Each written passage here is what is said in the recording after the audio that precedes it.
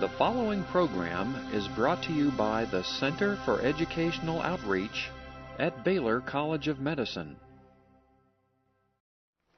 And this activity asks you, it should be a list of food. Is that correct?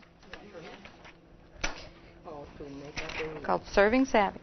Now I want you to think about what you've eaten in the last 24 hours or what you, I know I can't even remember what I made for dinner last night, but or what you think you might like to eat or should have eaten in the last 24 hours. How about that? I'm going to give you a sheet just to work on, or you can work on a plain piece of paper. This says foods I have eaten in the past 24 hours. If you want to say, I wish I had eaten in the last 24 hours, that's fine with me. And includes snacks, breakfast, lunch, dinner. What did I have for breakfast? What did I have for a midday snack? What did I have for lunch? Or what did I not have time to eat for breakfast? So forth. And record for 24 hours, because that way they are a little more honest with themselves about the snack they had. And remember, if you had more than one serving, remember the serving. And if you had pizza, you're going to have to break that out a little bit maybe, if it's not on the list already calculated for you.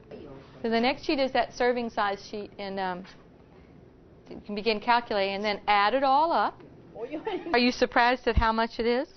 We'd ask them now to go back to the page before and compare their caloric intake to what would be what they would be comparable to in terms of being a 15-year-old boy who had medium activity.